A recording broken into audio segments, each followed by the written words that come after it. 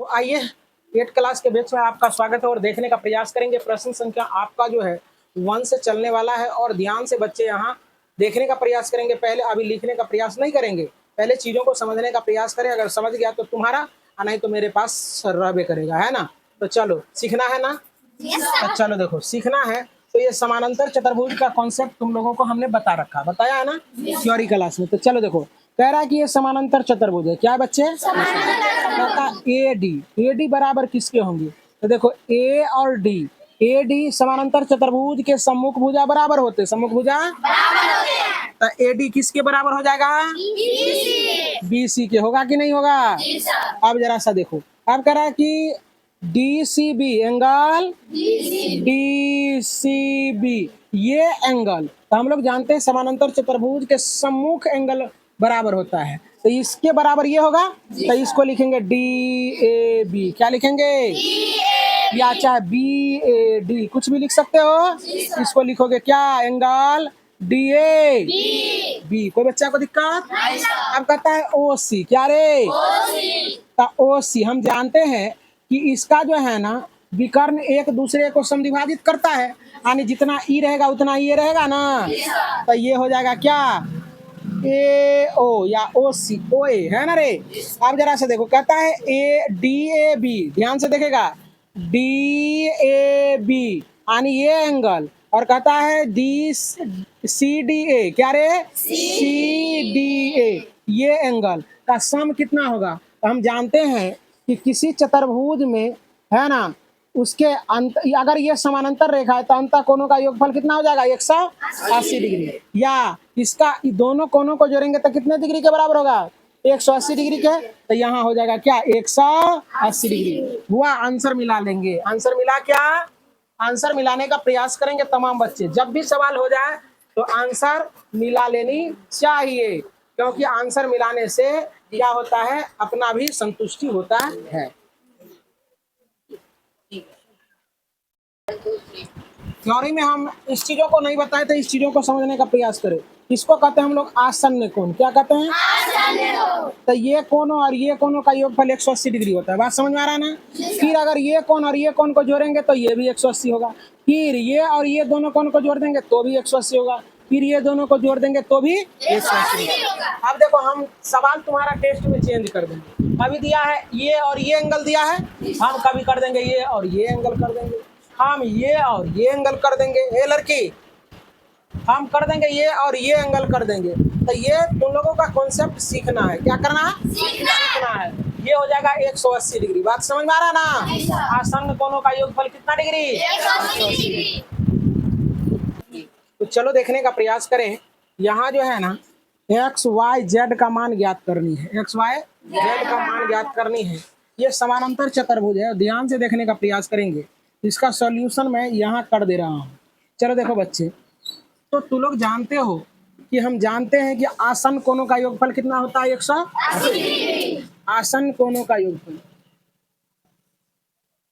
आसन्न कोणों का योगफल बराबर 180। कोई दिक्कत?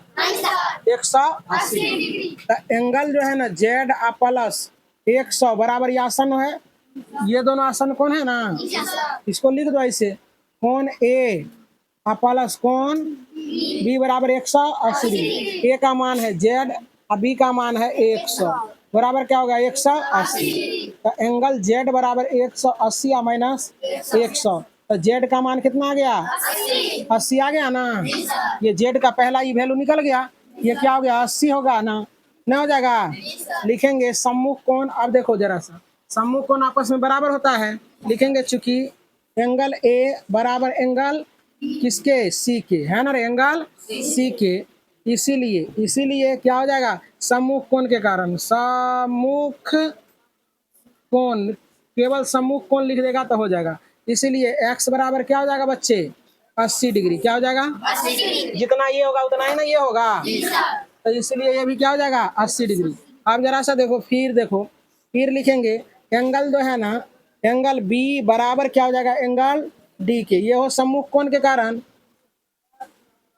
सम्मुख कोण, सम्मुख कोण के कारण, किसके कारण रे, सम्मुख कोण के कारण। तो इसीलिए इसीलिए क्या हो जाएगा, जब ये है कितना 100, तो ये हो क्या हो जाएगा, इसलिए y बराबर क्या हो जाएगा 100 डिग्री। तो उम्मीद करते हैं कि सारे बच्चे को समझ में आया होगा। तो आइए प्रश्न संख्या 2 करते हैं, पार्ट नंबर 2 है।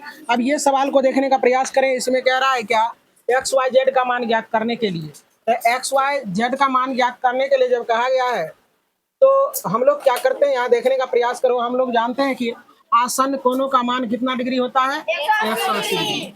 आसन कोण का मान आसन कोण बराबर 180 डिग्री, 180 डिग्री। तो आसन कोण था 50 प्लस वाई बराबर क्या हो जाएगा 180 डिग्री। तो यहाँ हो जाएगा वाई बराबर 180 माइनस 50। तो y बराबर क्या हो जाएगा 130 डिग्री। कोई बच्चा को दिक्कत, ये y का मान निकाल लिए। अब देखो सम्मुख कोण आपस में क्या होते हैं, लिखेंगे सम्मुख कोण आपस में बराबर होता है। इसीलिए क्या हो जाएगा, y बराबर क्या हो जाएगा, y बराबर x हो जाएगा, y बराबर क्या हो जाएगा x हो जाएगा। इसीलिए x बराबर, जब y का मान 130 तो x का भी मान 130, ये भी निकल गया। अब हम जानते हैं कि बहिष्कोण अभिमुख अंतःकोणों के योग के बराबर होता है। ये भी मान निकल गया 130, और ये भी मान लिया 130। और हमेशा याद रखना बहिष्कोण अभिमुख अंतःकोणों के योग के बराबर होता है, याद रखना है। भाई बोलो, बहिष्कोण अभिमुख अंतःकोणों के योग के बराबर होता है। बहिष्कोण अभिमुख अंतःकोणों के योग के बराबर होता है। बहिष्कोण अभिमुख अंतःकोणों के योग के बराबर होता है। इसका 2 सिस्टम है बनाने का। तीनों कोण को जोड़ दो, चारों को जोड़ दो, और ये तीनों को 360 में से घटा देगा, और फिर यहाँ रेखिक युग्म लगा देगा, उससे भी बन जाएगा। और नहीं तो बहिष्कोण अभिमुख अंतःकोणों के योग के बराबर क्या होता है, बराबर होता है। उस नियम से भी बन जाएगा, है ना। तो जैसे भी बनाना चाहते हो वैसे भी बना सकते हो। तो लिखेंगे बहिष्कोण अभिमुख बहिष्कोण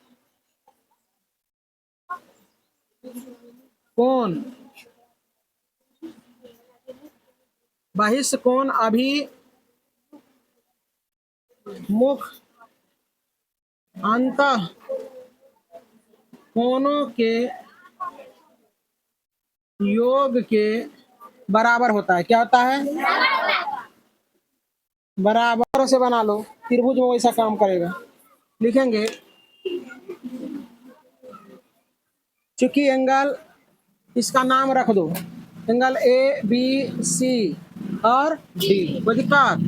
angle A plus angle B plus angle C और प्लस एंगल डी बराबर 180 होगा रे बच्चा। तो इसका मान कितना, ए का मान कितना आया है 50, अभी का मान कितना आया है 130 और प्लस ई 360 होगा, 360 होगा। अब देखो सी का वैल्यू कितना है 130, और डी का वैल्यू तो निकालना है ना।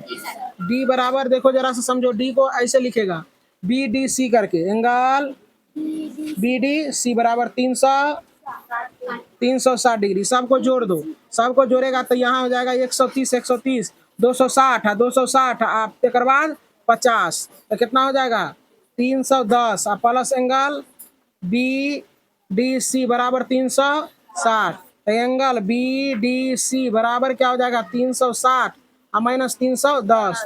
तो एंगल बी डी सी बराबर क्या हो जाएगा 50 डिग्री। कितना हो गया 50 डिग्री। अब समझने का प्रयास करो, कई तरह से बनते हैं ये सवाल। अब देखो यहाँ से रैखिक युग्म लगा देते हैं। क्या लगा देते हैं, ये 50 आ गया ना, ऐसे भी सम्मुख कोण करके बना लेते, आसान था वैसे भी, है कि नहीं।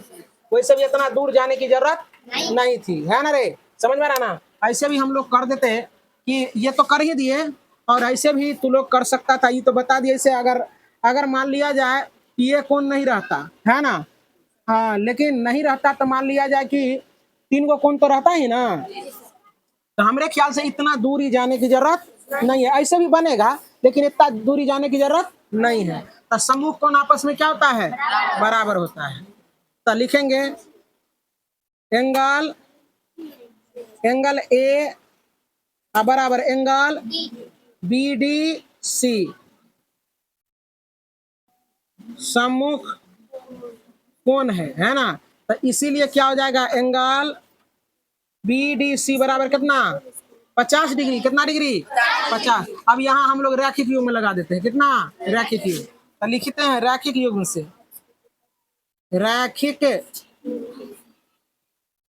युग्म से देखो, तो एंगल 50 क्या रे बच्चा, 50 प्लस जेड बराबर क्या हो जाएगा, 180। तो यहाँ देखो जेड का मान आराम से निकल जाएगा, 180 या माइनस 50। तो जेड का मान 130 है। यही हो गया उत्तर।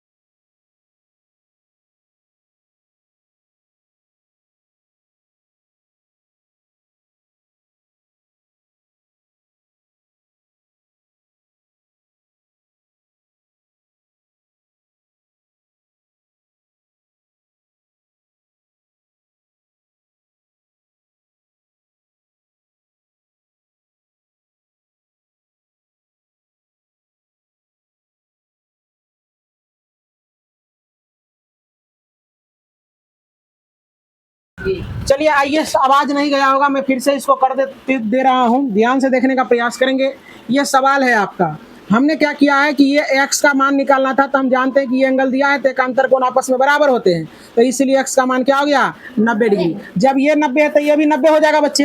अब यहाँ हमने क्या किया है कि अब ये एंगल निकल गया, ये एंगल निकल गया, y निकलना है, तो त्रिभुज के तीनों कोणों का योगफल 180 डिग्री, और हमने क्या किया, दोनों को जोड़ दिया और क्या किया 180 में से घटा दिया तो y का मान निकल गया। कोई दिक्कत? आप देख रहे हैं कि ये समानांतर चतुर्भुज है क्या, और इसमें एक तिर्यक छेदी रेखा था। एकांतर कोण आपस में क्या होता है, बराबर होता है। क्या होता है बच्चे, एकांतर कोण आपस में बराबर होते हैं। तो ये समानांतर ये हमने यहाँ लिख दिया है, और एकांतर कोण आपस में बराबर होते हैं, इसका नाम हमने दे दिया DAC और BCD, BCA, ये आपस में क्या हो जाएंगे, बराबर, तो इसलिए ये कोण क्या हो जाएगा, ये 30 डिग्री हो जाएगा। आप देख रहे हैं कि ये कोण 90, ये 30, तो त्रिभुज के तीनों कोणों का योगफल 180 डिग्री, तो त्रिभुज के तीनों कोणों का 180 डिग्री, तो यहाँ से हमने z का मान निकाल लिया। इस प्रकार से आपका ये भी सवाल बन गया।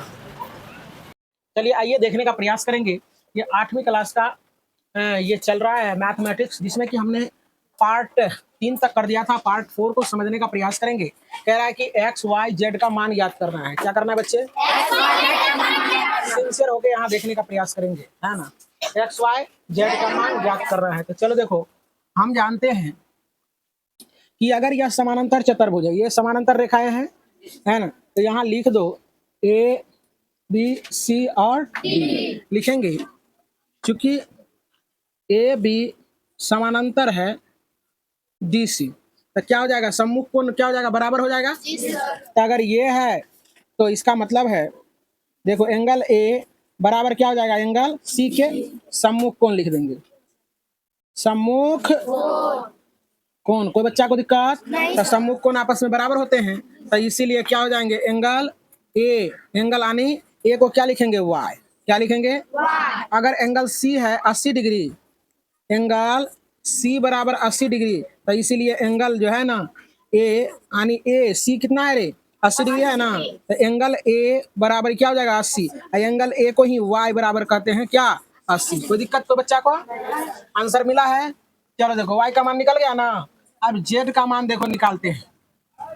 हम जानते हैं कि किसी भी सुनो, किसी भी ये समानांतर रेखा है, और अगर इसको तिर्यक रेखा अगर हम समझ ले थोड़ा देर के लिए, तो ये क्या हो जाएगा, एक ही ओर के अंतःकोणों का योगफल 180 डिग्री, एक ही ओर के अंतःकोणों का योगफल 180 डिग्री होता है ना। अब वैसे भी आसन्न कोण का योगफल कितना, 180 डिग्री। जैसे भी चलना है वैसे चलो, तो लिखेंगे चूंकि x प्लस वाई बराबर 180 डिग्री, x प्लस वाई बराबर, तो x का मान अभी हमें ज्ञात करना है, और y का वैल्यू अभी तुरंत निकाले कितना, 80, तो 80 बराबर 180 हो जाएगा, 80 होगा। यहाँ देखो x बराबर 180 या माइनस 80 होगा बच्चे, तो x का मान कितना हो जाएगा, 100 डिग्री होगा। आंसर भी मिलाते रहोगे तुम लोग, आंसर है क्या, तो यहाँ हो जाएगा 80, यहाँ क्या हो जाएगा बच्चे 100। अब सम्मुख कोण, अब देखो एंगल D या बराबर एंगल B सम्मुख कोण के कारण होगा, सम्मुख कोण के कारण क्या होगा, बराबर हो जाएगा। तो इसीलिए एंगल जो हो जाएगा, एंगल जब D का मान दे है तुम्हारा, एंगल जब तुम्हारा देखो D का मान है, यानी एंगल D बराबर, एंगल D कहो या X कहो, E बराबर कितना है 100, कितना है 100। तो एंगल देखो ABC, क्या रे ABC बराबर कितना हो जाएगा, ये भी इसका सम्मुख कोण ये है ना, तो ये भी हो जाएगा 100, लेकिन हमें Z निकालना है। तब अब यहाँ रैखिक युग्म लगाएंगे, क्या लगाएंगे, रैखिक युग्म। तो लिखेंगे रैखिक युग्म से, रैखिक युग्म से, रैखिक युग्म से क्या हो जाएगा, एंगल देखो जरा सा, angle Z plus angle ABC, क्या ABC बराबर 180 डिग्री। अब देखो Z का वैल्यू निकालना है, तो Z ऐसे छोड़ देंगे, और इसका मान कितना है 100, तो ये क्या हो जाएगा बच्चे 180 होगा कि नहीं होगा। अब जरा सा देखो 180 हो जाएगा, तो एंगल Z बराबर 180, अब में से 100 घटा देंगे, तो एंगल Z बराबर क्या हो जाएगा 80 डिग्री है। आंसर क्या, अब देखो x का मान इसीलिए हो गया तुम्हारा क्या, लिखेंगे अतः x बराबर हो जाएगा कितना 100, y बराबर हो गया 80, और z बराबर भी हो गया 80। यही हो गया आपका उत्तर। लिख लिया।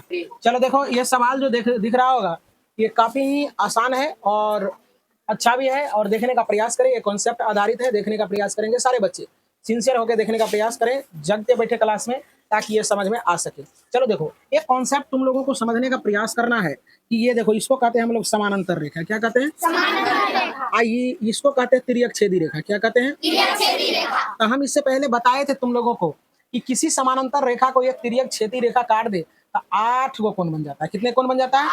8, जिसमें कि अंत एकांतर, बाह्य एकांतर, संगत कोण, सम्मुख कोण, है कि नहीं? ये सारे कोण, तो एकांतर कोण आपस में क्या होते हैं? बराबर। तो इसका एकांतर कोण ये होगा ना, ये हो गया अंत एकांतर कोण। क्या हो गया? इसका एकांतर कोण ये होगा, कोई दिक्कत? अब बाह्य एकांतर कोण, इसका एकांतर ये होगा, इसका एकांतर ये होगा, कोई दिक्कत? तो उसी प्रकार से यदि इसका नाम रख देते हैं ए बी सी और डी, ये नाम रख दिए हैं। अब देखने का प्रयास करो कि बहुत सारे बच्चे का ध्यान यहाँ नहीं है, इसलिए सीरियसली देखने का प्रयास करेंगे। चलो देखो हम जानते हैं कि अगर समानांतर चतुर्भुज ये है तो समानांतर चतुर्भुज के सम्मुख भुजा समानांतर होते हैं।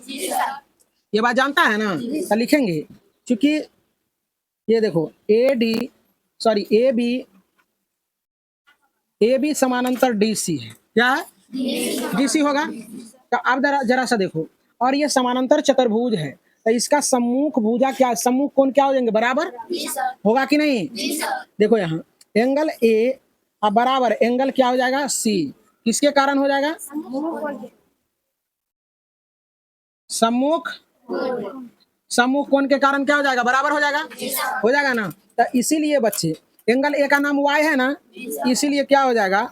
इसीलिए y बराबर तुम्हारा कितना डिग्री हो जाएगा? ये 100। देखो ये दोनों बराबर है तो जब एंगल C जो है ना, एंगल C बराबर है 112 डिग्री, तो एंगल क्या हो जाएगा? एंगल ए कहो या एंगल Y कहो, ये भी हो जाएगा 112 डिग्री। कोई दिक्कत कोई बच्चा को? अब ये हो गया 12। अब हमें एक्स वाई का मान निकालना है। किसका मान निकालना है? एक्स वाई का मान निकालना है, सॉरी एक्स जेड का मान निकालना है। कितना? एक्स जेड का मान निकालना है। तो हम लोग आसान तरीके से निकाल लेंगे यहाँ, है ना? तो चलो देखो हम जानते हैं कि आसन्न कोण का मान कितना डिग्री होता है?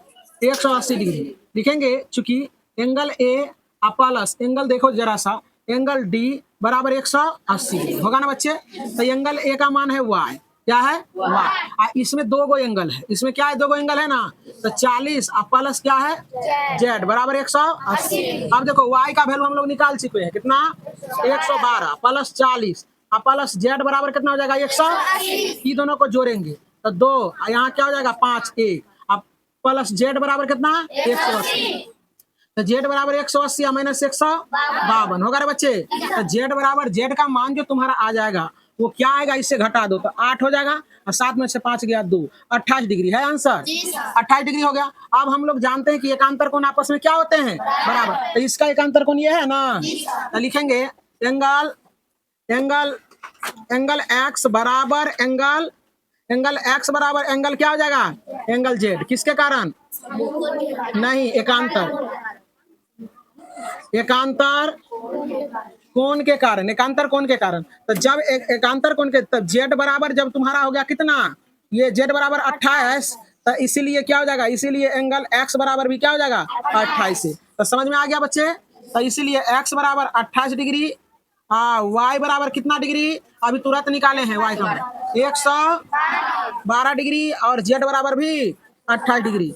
तो उम्मीद करते हैं कि सारे बच्चे को समझ में आया हो। तो चलिए आइए प्रश्न संख्या 3 करते हैं, ध्यान से समझने का करें प्रयास। कह रहा है कि क्या एक चतुर्भुज एबीसीडी समानांतर चतुर्भुज हो सकता है? समानांतर चतुर्भुज हो सकता है। तो समानांतर चतुर्भुज के पहले गुण जानने का प्रयास करें, समानांतर चतुर्भुज का प्रॉपर्टी जो होता है उसको जानने का प्रयास करें। ध्यान से, ये लड़का क्या लिख रहा है तूने? समानांतर चतुर्भुज का क्या होते हैं? सम्मुख कोण आपस में बराबर होते हैं। समानांतर चतुर्भुज का जो है ना, सम्मुख भुजा समानांतर होते हैं और क्या होते हैं? बराबर होते हैं। यही ना पढ़े थे हम लोग?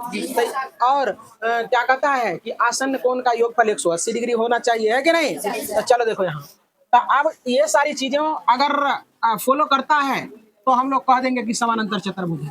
तो पहला कंडीशन से देखते हैं कि समानांतर चतुर्भुज है या नहीं। तो एंगल ए और एंगल बी, एंगल ए और एंगल बी, एंगल ए और बी ये नहीं, थोड़ा देर के लिए देखो जरा से समझो। अगर नाम रख दें ए और बी ये क्या हो जाएगा, थोड़ा देर के लिए हो जाएगा, नहीं हो जाएगा, लेकिन क्लियरली रूप से ये नहीं कह सकते हैं। कह सकते हैं क्या? तो आंसर देखो, आंसर में क्या लिखा है? नहीं, आंसर एक में नहीं, केवल नहीं लिखल होगा। आंसर एक देखने का प्रयास करें। एक में क्या लिखा है? हो सकता है। हाँ, हो भी सकता है, नहीं ये कह नहीं सकते हैं, यही बात हम कह रहे थे। अगर देखो, अगर ए और बी यहाँ बैठा देंगे तो आसन कोण का योगफल 100 डिग्री होगा ना, तो इसीलिए लिखेंगे हो भी सकता है या नहीं भी। कोई दिक्कत कोई बच्चा को? चलो अगला देखो, पार्ट नंबर सेकंड क्या कह रहा है। देखो कहता है ए बी बराबर है किसके? डी सी के। ये बात तो सही है, सम्मुख भुज आपस में बराबर है, लेकिन यहाँ देखो फिर क्या कह दिया, आठे आठे है दोनों, लेकिन देखो ए डी और बी सी देखो, ये है 4 तो ये हो गया 4.4, तो ये गड़बड़ हो गया ना, तो ये नहीं होगा। दूसरा कंडीशन नहीं होगा, क्योंकि हम जानते हैं कि इसके सामने का भुजा समानांतर भी होना चाहिए और बराबर भी होना चाहिए, ये भी समानांतर भी होना चाहिए और बराबर भी होना चाहिए, तो लिखेंगे नहीं होगा। आगे बोलो,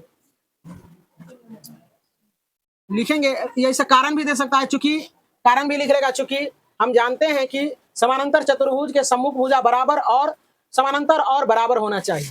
3 नंबर में देखने का प्रयास करो। तीसरा कह रहा है कि एंगल ए जो है, एंगल सी के बराबर होना चाहिए समानांतर चतुर्भुज के लिए। ये है 70 डिग्री, ये है 65 डिग्री, तो ये होगा नहीं ना होगा, तो हम लिखेंगे चूंकि हम जानते हैं कि समानांतर चतुर्भुज के सम्मुख कोण क्या होते हैं? बराबर होते हैं, लेकिन दोनों कोण बराबर नहीं है, इसलिए समानांतर चतुर्भुज नहीं हुआ। लिखेंगे चूंकि angle A does not equal to angle C, इसलिए नहीं होगा। क्या नहीं होगा? समानांतर चतुर्भुज नहीं होगा। तो उम्मीद करते हैं कि समझ में आया होगा। यहाँ भी ऐसे तू लिख सकते हैं, ए बी बराबर बी सी, और क्या दिया है तुम्हारा, देखो यहाँ, और जो दिया है तुम्हारा A D does not equal to दिया है बी सी, इसलिए ये नहीं होगा। कोई दिक्कत को बच्चा को? तो एवं प्रकार से तीसरे नंबर का भी क्वेश्चन हुआ था।